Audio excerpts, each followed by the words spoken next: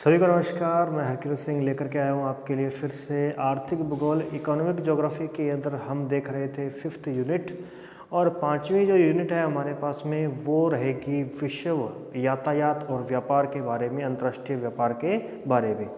तो चलिए आज हम शुरू करते हैं जल परिवहन से। हमने सड़क परिवहन और रेल परिवहन जो है उसे देख लिया है, तो आज हम देखने वाले हैं जल परिवहन की। करते हैं शुरुआत। तो जल परिवहन में देख पाएंगे यह जल परिवहन जो होता है वो दो प्रकार से होता है। एक हमारे पास में आंतरिक जल परिवहन रहेगा, आंतरिक जल परिवहन रहेगा जिसे हम स्थलीय कहेंगे, अंतस्थलीय जल मार्ग कहेंगे। और दूसरा हमारे पास में रहेगा सामुद्रिक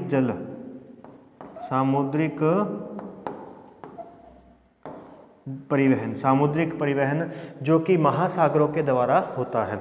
आंतरिक जो परिवहन होता है, जल परिवहन होता है, वह नहरों के, नदियों के, झीलों के माध्यम से होता है, जबकि सामुद्रिक जो परिवहन है यह रहेगा हमारे पास में जैसे खाड़ियाँ रहेंगी, सागर रहेंगे और महासागरों के द्वारा इनका प्रयोग किया जाएगा। तो आज की क्लास में जो हम देखने वाले हैं वो है हमारे पास में मुख्य नहर प्रणाली, प्रमुख नहर प्रणालियों के बारे में हम देखने वाले हैं। जो टॉपिक तो बनता है सामुद्रिक परिवहन का, ठीक है। जैसे हम आज की क्लास में जो चर्चा करेंगे पनामा नहर पर चर्चा करने वाले हैं और दूसरा हमारे पास में रहेगा स्वेज नहर के बारे में, स्वेज नहर। तो ये दो मुख्य नहरें हैं जिन पर आज की हमारी ये चर्चा रहेगी। इसके अलावा छोटी बहुत नहरों के बारे में और हम देख लेंगे। उसके बाद हम शुरुआत करेंगे आंतरिक यानी कि अंतस्थलीय जल मार्ग के बारे में।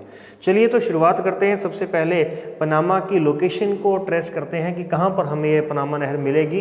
तो देख लीजिए किस प्रकार से ये हमारे पास में नॉर्थ अमेरिका है, उत्तरी अमेरिका महाद्वीप है, और नीचे हमारे पास में दक्षिण अमेरिका महाद्वीप है। और इसके यदि हम बात करें कि इस तरफ, इस अमेरिकन महाद्वीपों के पूर्व में यदि मैं बात करूं तो यहाँ पर हमें अंटार्कटिक महासागर मिलेगा, अंटार्कटिक महासागर। तो ये जो अंटार्कटिक महासागर है इससे हमें जाना है प्रशांत महासागर के अंदर। यहाँ से हम जाएंगे प्रशांत महासागर में जाएंगे। तो इसके लिए हमारे पास में कौन सा रास्ता है? तो पहले जो रास्ता था वो दक्षिण अमेरिका को पार करते हुए नीचे से रास्ता था, लेकिन उसके बाद में 1914 के अंदर जो रास्ता बनाया गया वो इस पनामा देश के अंदर बनाया गया। और पनामा देश के अंदर उस स्थल संधि को काट करके, पनामा स्थल संधि जो है उसे काट करके यहाँ पर जल संधि बनाएगी। जो पनामा स्थल संधि जो उत्तरी अमेरिका को दक्षिण अमेरिका से जोड़ रही थी, अब उसे काट दिया गया और इस प्रकार से उत्तरी अमेरिका को दक्षिण अमेरिका से अलग कर दिया गया और अब जोड़ दिया गया जल संधि के द्वारा जलीय भागों को। तो जलीय भागों में यदि हम बात करें तो हमें यहाँ पर कैरिबियन सागर मिलेगा, कैरिबियन सागर। तो यहाँ पर आ गया हमारे पास में कैरिबियन सागर। तो कैरिबियन सागर से हम प्रशांत महासागर की ओर जाएंगे। यहाँ हमें पनामा नहर के द्वारा ही हो सकता है। यह संभव किसके द्वारा होगा? पनामा नहर के द्वारा होगा। तो पनामा नहर की शुरुआत कैसे होती है? तो पनामा नहर का उद्घाटन जो है वो 1914 के अंदर होता है। 1914 में इसका उद्घाटन होता है और यह लगभग 85 ईयर्स तक भी, 85 वर्षों तक यह यूएसए के अंडर में रहती है, यूएसए के नियंत्रण में रहती है। और 1 जनवरी वर्ष 2000 को, 1 जनवरी 2000 को यह पनामा के नियंत्रण में आ जाती है। यानी अब यह पनामा को सौंप दिया गया है। तो ये इस प्रकार से जो है बनाए गए थे। यदि इसकी लंबाई की बात करें तो ये लगभग 82 किलोमीटर लंबी है। 82 किलोमीटर जो है ये स्थल संधि, ये इनकी काट करके बनाया गया है। 82 किलोमीटर ये लंबी है और इसकी जो चौड़ाई है वो है 90 मीटर इसकी चौड़ाई है।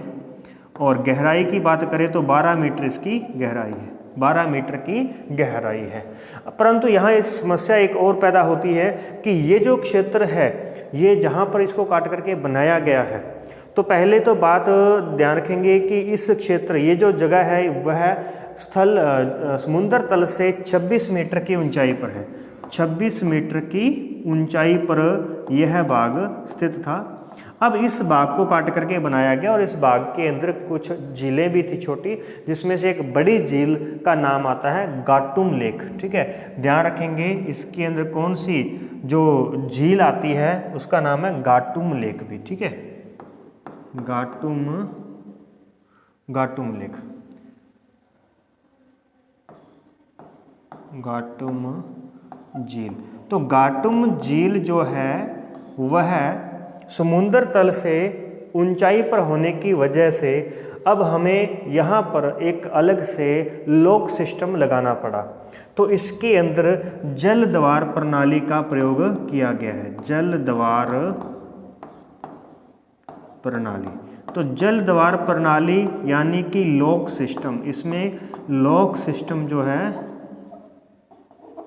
लॉक सिस्टम का प्रयोग किया गया है। तो लॉक सिस्टम की वजह से अब यहाँ पर समय जो है वो अधिक लगता है। तो खैर इसमें ध्यान रखने वाली बात ध्यान रखना कि यहाँ पर एक तो लॉक प्रणाली है जिस वजह से यह बहुत ज़्यादा फेमस है विश्व के अंदर। ठीक है, तो इसमें हम देखते हैं कि जो लॉक सिस्टम इसमें लगे हैं उसमें क्या क्या हमें देखने को मिलता है। तो देखिए ज़रा, यहाँ हम बात कर लेते हैं कि लॉक सिस्टम के अंतर्गत क्या है कि जैसे ये हमारे पास में स्थल संधि थी और इस स्थल संधि को हमने यहाँ से काट करके बनाया। तो जब काट करके बनाया तो यहाँ पर जो झील थी, तो झील का पानी जो है वो महासागरों में ना चला जाए, या अगर झील का पानी महासागरों में चला भी जाएगा तो हमें और ज़्यादा खुदाई करनी पड़ेगी दोनों महासागरों के लेवल में लाने के लिए, यानी उससे भी गहरा करने के लिए। तो इसलिए क्या किया गया, इसकी खुदाई करने से बचने के लिए यहाँ पर लॉक लगा दिए गए। इस तरफ दोनों तरफ क्या कर दिए, लॉक लगा दिए, ताकि इसका जो जल जो है वो महासागरों में ना मिले। तो ठीक है, जल तो महासागरों से नहीं मिलेगा, लेकिन इतनी ऊंचाई पर हम जहाज़ों को चढ़ाएंगे कैसे, तो उसके लिए यहाँ पर लगा गया लॉक सिस्टम। ठीक है, लॉक सिस्टम में क्या होता है कि जैसे यहाँ पर हमने क्या किया कि ये हमारे पास में समुद्र तल है, इस समुद्र तल से ये बाग जो है वो इस प्रकार से ऊंचा उठा हुआ बाग है। ये हमारे पास में वो गाटुम झील है। अब हमें पहले यहाँ से एक जो जलयान है उसको यहाँ से उठा करके इसके बराबर करना है और उसके बाद में आगे लेकर के जाएंगे और फिर से इसको नीचे वापस रखना है। तो ये हमारे पास में जो एरिया है ये है प्रशांत महासागर का। और यहाँ पर मैं आपको बता दूँ, दूसरी तरफ हम मान लेते हैं कि ये इस तरफ जो है महासागर वो कौन सा आ जाएगा हमारे पास में, अंटार्कटिक महासागर आ जाता है। अब करना क्या है, तो यहाँ पर एक बंदरगाह है, पहले ध्यान रखेंगे इसका नाम क्या है। तो इस तरफ बंदरगाह का नाम पनामा है और इस तरफ अगर हम बात करें तो बंदरगाह का जो नाम है वो कोलोन है। कोलोन है, बंदरगाह का नाम क्या है, कोलोन। कोलोन से याद रखिएगा कैरिबियन सागर की तरफ कोलोन है, और कैसे कैरिबियन है कैसे कोलोन है, पैसे प्रशांत है और पैसे पनामा, पनामा बंदरगाह इस तरफ है। अब इसमें लॉक सिस्टम लगाए गए यहाँ पे, तो इसमें 3 लॉक सिस्टम अलग अलग रूप से काम करते हैं, उनके बारे में ध्यान रखना आपने को। तो यानी सबसे पहले क्या किया जाएगा, यहाँ से पहले जहाज को एंटर किया जाएगा, यहाँ तक अंदर तक एंटर किया जाएगा काट करके, इस जगह को काट करके अंदर ले गए। फिर हमने यहाँ पर एक लॉक लगा दिया। लॉक लगाने के बाद में इसमें क्या किया गया, प्रेशर से इसमें पानी डाला गया। जब पानी डाला गया तो ये जो स्थान है ये ऊपर उठ गया, यहाँ से जहाज ऊपर उठ जाता है। ऊपर उठ करके फिर से उसको यहाँ ले गए हम इस एरिया में, और यहाँ से फिर से उसको भरा और अब ये जहाज यहाँ पहुँच गया, और ऐसे करते हुए जहाज को यहाँ पहुँचाया गया। और सेम यही प्रक्रिया यहाँ पर दोहराई जाती है उसको नीचे लाने के लिए। तो इस प्रकार से यहाँ पर 3 लॉक सिस्टम लगे हुए हैं, यह अपने को ध्यान रखना है। और इस 3 लॉक सिस्टमों का जो नाम है, तो इस तरफ हमारे पास में मीरा फ्लार्स आता है। मीरा फ्लार्स जो है वो प्रशांत महासागर के सिरे पर है। मीरा फ्लार्स जो है ना वो कहाँ पर मिलेगा हमें, प्रशांत महासागर के सिरे पर मिलेगा। और इस तरफ जो हमें लॉक सिस्टम मिलेगा उसका नाम है गातुन लॉक या फिर गाटुम, जो इसका झील का नाम है उसी के नाम पर गाटुम लॉक। तो गाटुम लॉक जो है ये किस तरफ है, अंटार्कटिक महासागर के किनारे पर है। और मीरा फ्लार्स कहाँ पर है, प्रशांत महासागर के किनारे पर है। और एक है बीच में हमारे पास में जिसका नाम है पेड्रो मीटस, पेड्रोमीटस जो है यह है कहाँ पर है, अभी बीच में है। तो इस प्रकार से यहाँ पर लॉक सिस्टम है, जल द्वार प्रणाली लगी हुई है, जिसके द्वारा यहाँ से जहाज़ को एक समय में ऊपर उठाया जाता है, बराबर किया जाता है इसके, फिर आगे जाकर फिर उतारा जाता है। तो इस प्रोसेस के अंदर टाइम ज़्यादा लगता है। पहले दूरी तो कम हो गई है, परंतु समय जो है वो अभी अधिक लगता है। एक जहाज़ जो है, एक जहाज़ इसे 7 से 8 घंटे में पार करता है। अभी 7 से 8 घंटे लगते हैं एक जहाज़ को ये दूरी तय करने में, 7 से 8 घंटे का समय चला जाता है। और इस वजह से प्रतिदिन यहाँ पर 50 जहाज ही गुजर पाते हैं। प्रतिदिन यहाँ से 50 जहाज निकल पाते हैं। प्रतिदिन कितने निकल पाते हैं? 50 निकल पाते हैं, एक के पीछे एक चलते जाएंगे। तो इस प्रकार से यानी कि हमने एक मिनिमम एक जहाज़ के बारे में देखा कि एक जहाज़ को 7 से 8 घंटे लगते हैं। अब ऐसा नहीं कि दूसरा जहाज़ एक के निकलने के बाद आएगा, नहीं। ये क्या है, बीच में जो गाटुंग लेक है ये अब यहाँ पे एक प्लस पॉइंट है, क्योंकि यहाँ पर क्या होता है कि यहाँ से उठा करके जब यहाँ भेज दिया जाता है तो इधर से आने वालों को क्रॉसिंग जो है वो नहीं पड़ती। तो इस वजह से यहाँ पर लगातार जो है जहाज़ निकलते रहते हैं, परंतु इनमें थोड़ा बहुत समय लगता है, जिस वजह से यहाँ पर दिन में प्रतिदिन जो है वो 50 जहाज़ ही गुजर पाते हैं। तो क्लियर है। इस प्रकार से आपने ध्यान रखना है कि प्रशांत महासागर की तरफ इसका जो भाग है उसे क्या कहते हैं, अंटार्कटिक की तरफ इसका भाग है जो उसे क्या कहते हैं, और इसके जो लॉक्स हैं उनका क्रम जो है अच्छी तरीके से आप ध्यान रखेंगे।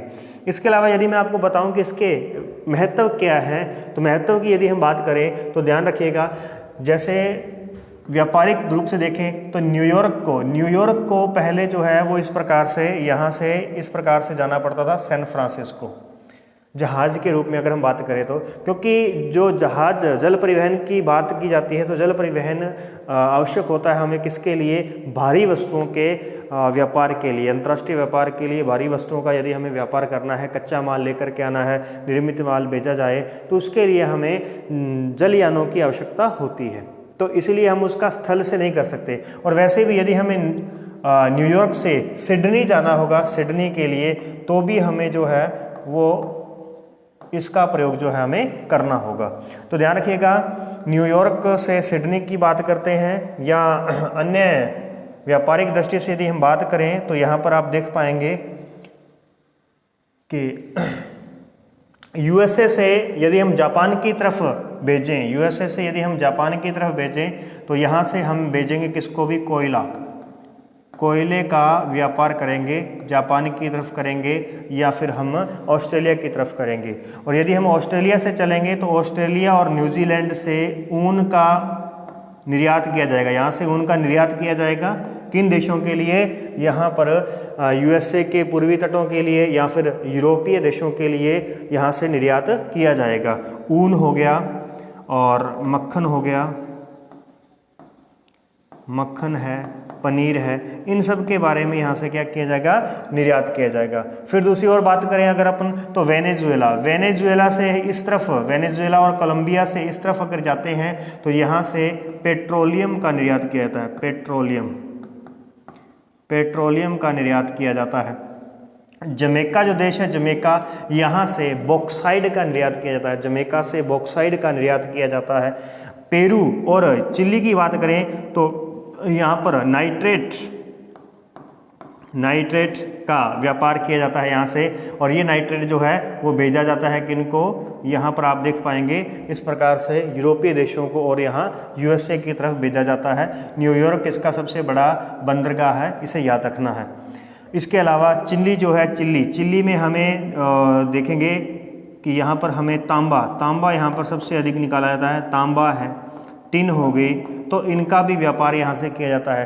तो इस तरफ से नाइट्रेट, तांबा, टिन का प्रयोग जो निर्यात है किया जाता है। उधर से यदि हम बात करें तो उधर से कोयला भेजा जाता है या पेट्रोलियम भेजा जाता है, या फिर इधर से निर्मित वस्तुएं भेजी जाती हैं,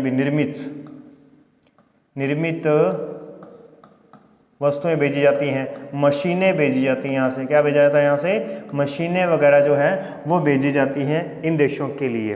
तो क्लियर है, इस प्रकार से आप समझ गए होंगे ये इसका व्यापारिक महत्व है। और यदि हम दूरी संबंधी महत्व की बात करें तो दूरी आप देख पाएंगे न्यूयॉर्क से लेकर के सिडनी जाने के लिए जो रास्ता पहले काफ़ी लंबा हुआ करता था, उसमें लगभग 6000 किलोमीटर की दूरी जो है वो कम हो गई है। 6000 किलोमीटर की दूरी क्या हो गई?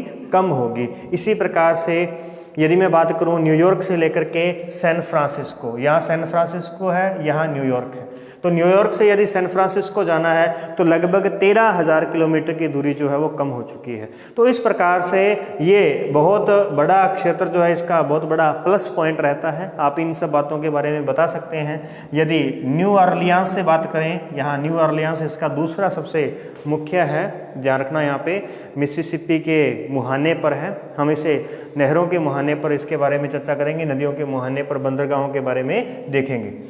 तो ये हमारे पास में न्यू ऑरलियांस है। न्यू ऑरलियांस से यदि हम सैन फ्रांसिस्को जाते हैं और ये हमें मार्ग तय करना पड़ता था तो लगभग 14,200 किलोमीटर की दूरी जो है वो कम हो जाती है। लिवरपूल से यदि सिडनी की बात करें तो लिवरपूल से सिडनी का जो रास्ता था वो पहले नीचे वाला था, तो इस वजह से यहाँ की बजाय इस जगह पर लगभग 6400 किलोमीटर की दूरी जो है वो कम हो जाती है।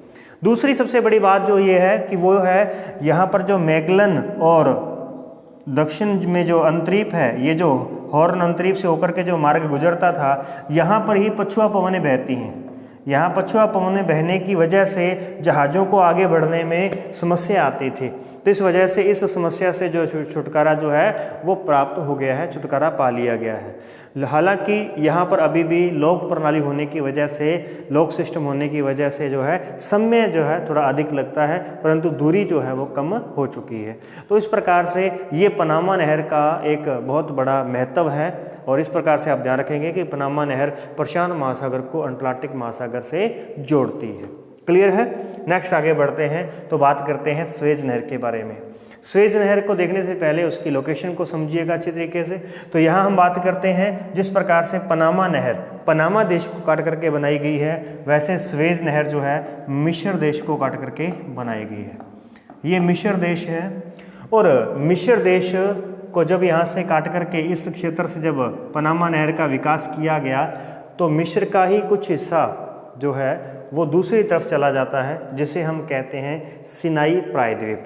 मिस्र का वह हिस्सा जो कि एशिया के टच में रह गया उसे हम क्या कहते हैं? सिनाई प्रायद्वीप कहते हैं। ये हमारे पास में इस प्रकार से जो क्षेत्र बना हुआ था, इस तरफ हमारे पास में मिस्र था, यहाँ पे मिस्र, तो ये वाला जो क्षेत्र रह गया क्योंकि हमने यहाँ से काट दिया और काटने की वजह से ये जो क्षेत्र मिस्र का जो क्षेत्र यहाँ पर रह गया है इसे कहते हैं सिनाई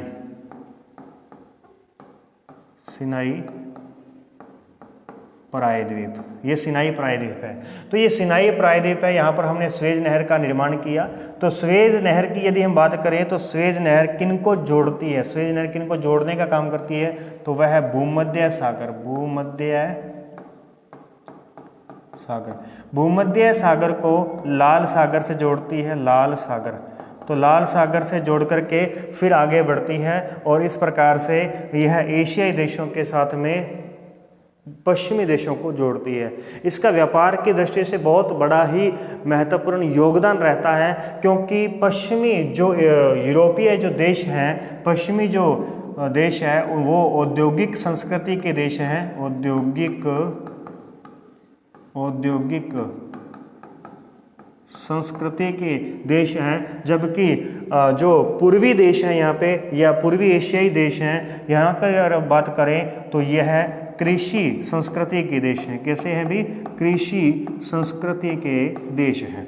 तो इस प्रकार से ये बहुत बड़ी अपॉर्चुनिटी होती है, ये बहुत बड़ा मौका होता है कि एक तरफ से कच्चा माल को लेकर के जाएंगे और दूसरी तरफ से निर्मित माल को इस और व्यापार के रूप में दे करके जाएंगे। तो ये बहुत बड़ा व्यापार का जो है वो मार्ग बन जाता है। इसीलिए स्वेज नहर विश्व के अंदर सबसे ज़्यादा महत्वपूर्ण हो जाती है, ये अपना महत्वपूर्ण स्थान रखती है। तो इसके अंदर देखते हैं कि यहाँ पर हमें जो क्षेत्र देखने को मिलता है, तो सबसे पहले आप देख पाएंगे कि जो हमारे पास में स्वेज नहर है, तो स्वेज की बात करें तो उसका जो क्षेत्र है, उत्तरी क्षेत्र को क्या कहते हैं, दक्षिणी क्षेत्र को क्या कहते हैं, उसके बारे में चर्चा करते हैं।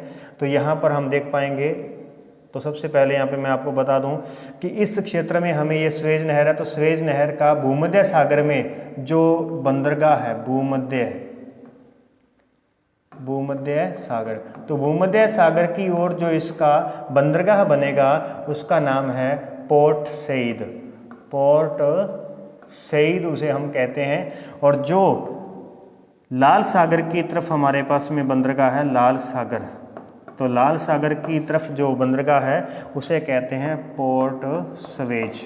पोर्ट सवेज कहा जाता है। ठीक है, ध्यान रखेंगे, पोर्ट सवेज और पोर्ट सईद उत्तर के अंदर है। फिर इसमें बात करें तो यहाँ पर हमें कुछ झीलें देखने को मिलेंगी, खारे पानी की झीलें हैं। यहाँ पर हमें टिमसा झील मिलेगी, टिमसा झील। टिमसा झील के बारे में बात करें तो ग्रेट बीटर झील है, ग्रेट बीटर झील है यहाँ पे। और इसी प्रकार से एक लिटिल बीटर झील है, लिटिल बीटर झील है। ठीक है, इस प्रकार से यहाँ पर कुछ झीलें हैं जिसमें से ग्रेट बीटर झील जो है वो सबसे बड़ी झील है। तो ये जो नहर है इसकी हम बात करें तो इसकी जो शुरुआत थी, इसका जो उद्घाटन किया गया है वो 1869 के अंदर किया गया है। 1869 ईस्वी में इसका जो है निर्माण किया गया है। तो पहले इस पर ब्रिटेन का नियंत्रण था और 1956 के अंदर आकर के 1956 में मिस्र के द्वारा इसका राष्ट्रीयकरण जो है किया जाता है। मिस्र के द्वारा क्या किया जाता है अभी इसका राष्ट्रीयकरण किया गया। इसके बाद हम देखते हैं तो 1869 में जब बनाया गया तो इसकी जो लेंथ है, इसकी लंबाई की यदि हम बात करें तो यह 162 किलोमीटर लंबी है, 162 किलोमीटर लंबी है। और चौड़ाई इसकी जो है वो 60 मीटर है, 60 मीटर इसकी चौड़ाई है, 10 मीटर इसकी गहराई है, 10 मीटर क्या है अभी इसकी गहराई है। तो इस प्रकार से यह 60 मीटर ही चौड़ी होने की वजह से यहाँ पर एक समय में एक ही जहाज जो है वो गुजर पाता है, यानी कि यह एक तरफा नहर है, एक तरफा नहर है, एक तरफा नहर है। इसमें ग्रेट बीटर झील होने की वजह से रात्रि के समय यहाँ पर जहाज जो है वो लंगर डाल करके रुक सकते हैं और यहाँ पर क्रॉसिंग भी इनको मिल जाती है। अन्यथा ये एक तरफा नहर होने की वजह से तो इसमें एक समय में एक ही जहाज इसमें से गुजरता तो फिर बहुत देरी हो जाती। तो इस प्रकार से प्रतिदिन यहाँ से 24 जहाज ही गुजर पाते हैं, प्रतिदिन इसमें से 24 जहाज ही गुजर पाते हैं। और दूसरी बात ध्यान रखिएगा, इसमें रात्रि में यहाँ पर यात्रा नहीं की जा सकती क्योंकि यहाँ पर प्रकाश स्तंभों की जो है वो पर्याप्त व्यवस्था नहीं है। इसके किनारे जो प्रकाश स्तंभ, जो प्रकाश लगाए जाने थे, जो भी संकेत लगाए जाने थे कि आगे मोड़ है, आगे जा सकता है जहाज या नहीं जा सकता, तो इस प्रकार के जो इक्विपमेंट है तो उनका अभी क्या है यहाँ पर व्यवस्था नहीं है। तो इस प्रकार से आप ध्यान रखेंगे कि यह एक तरफा नहर है और प्रतिदिन इसमें 24 जहाज जो है वो गुजरते हैं। इसकी जो क्षमता है वो 50,000 टन तक के जहाज की है। 50,000 टन का जो जहाज है वो यहाँ से गुजर सकता है, उससे बड़े जहाज जो है यहाँ से गुजर नहीं सकते। और दूसरा यहाँ पर क्या है कि इसमें टैक्स लगता है। यहाँ पर गुजरने के लिए जहाज़ों को यहाँ पे क्या करना पड़ता है, अभी कर देना पड़ता है, कर देना पड़ता है। जो तेल के टैंकर होते हैं तो उनको तो लगभग $2,000 कर के रूप में देने पड़ते हैं, जिस वजह से बहुत से जहाज जिनको ज़्यादा शीघ्रता से नहीं पहुंचना होता है, धीरे धीरे उनके पास में लंबा समय होता है, तो वे जहाज इसका प्रयोग जो है वो कम करते हैं। हालांकि पहले समय में जब ये इसका निर्माण हुआ था उस समय इसकी बहुत चर्चा थी और ये बहुत ही अपने लिए भी काम की थी, लाभदायक थी। परंतु धीरे धीरे जैसे जैसे भारत या अन्य देश जो है कृषि प्रधान जो देश हैं वो आत्मनिर्भर होने लगे हैं या अपने पड़ोसी देशों से वो व्यापार करने लगे हैं, तो उनका यूरोप से जो है व्यापार कम हो गया है। तो यूरोपीय क्षेत्रों से व्यापार कम होने की वजह से अब धीरे धीरे इसका जो महत्व है वो घट गया, परंतु फिर भी यह विश्व के व्यापार में अपना एक बड़ा योगदान रखती है। ये जो नहर है, इस नहर को अटलांटिक, भूमध्य सागर और हिंद महासागर नहर के नाम से जाना जाता है। ये मार्ग जो है ये सबसे व्यस्त मार्ग है विश्व के अंदर। व्यस्त समुद्री मार्ग की यदि हम बात करेंगे तो हमारे पास मिलेगा यहाँ से अटलांटिक, भूमध्य और हिंद महासागर जो है यह मार्ग सबसे व्यस्त है। यहीं पर ही मिस्र को यूरोप व एशिया का जंक्शन भी कहा जाता है। मिस्र को क्या कहते हैं भी? मिस्र को यूरोप व एशिया का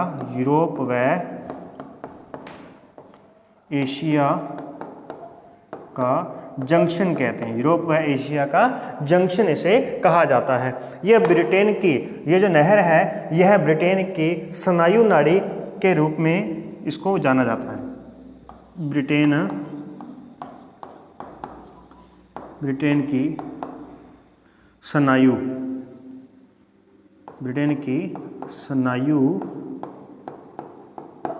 नाड़ी इसे माना जाता है, स्नायु नाड़ी से माना जाता है और इस प्रकार से ये अपना महत्व रखती है। यहाँ पर अगर हम बात करें बंदरगाहों के बारे में, इसके जो रास्ते में मुख्य बंदरगाह आएंगे उनमें क्या क्या नाम रहते हैं हमारे पास में, तो ध्यान रखिएगा। सिंगापुर, कोलकाता, चेन्नई, कोलंबो, ठीक है, अदन और इसके बाद में हम बात करें अदन के बाद में यदि बात करें तो जिब्राल्टर जो है, ये इसके मुख्य जो है वो बंदरगाह है जहां पर इसका अधिक व्यापार होता है इस प्रकार से।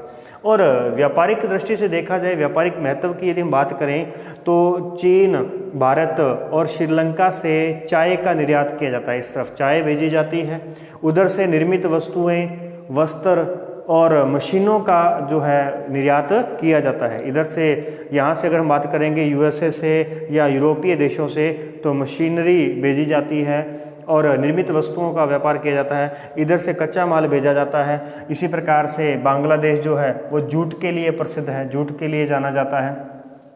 ये हमारे पास में जो अरब कंट्रीज़ हैं, इन कंट्रीज़ से क्या किया जाता है, पेट्रोल का निर्यात जो है वो किया जाता है और इस प्रकार से ये अपना एक महत्वपूर्ण मार्ग रखते हैं।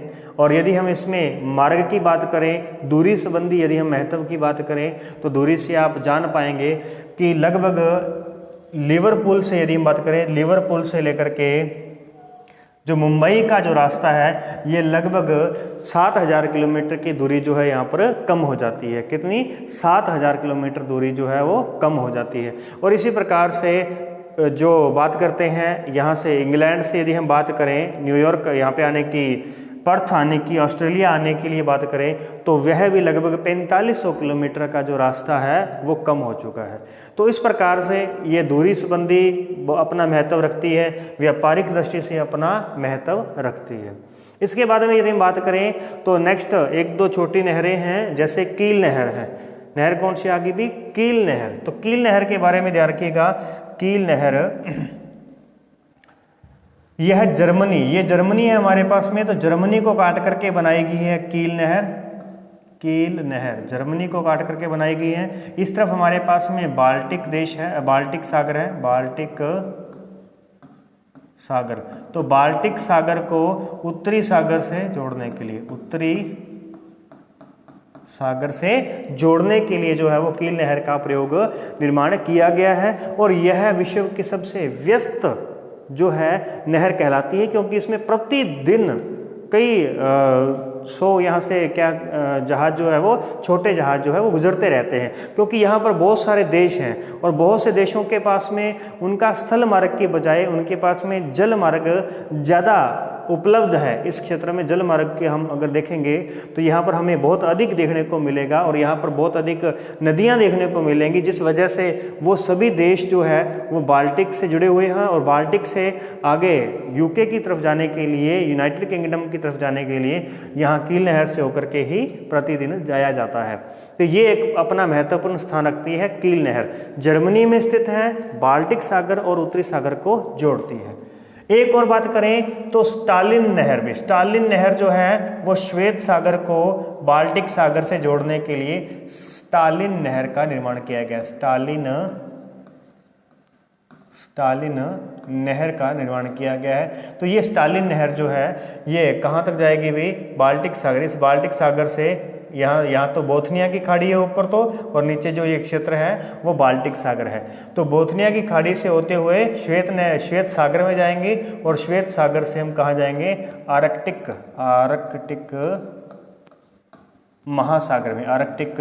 महासागर में पहुंच सकते हैं। तो इस प्रकार से ये भी एक नहर हो गई है। तो हमने 4 नहरों के बारे में चर्चा की है। पनामा है, स्वेज नहर है, उसके बाद में कील नहर है और स्टालिन नहर है। ये 4 नहरें हैं। इसके बाद में हमें अंतस्थलीय नहरें मिलेंगी। तो अंतस्थलीय नहरों के बारे में अंतस्थलीय जल मार्ग के अंदर हम उसकी चर्चा करेंगे।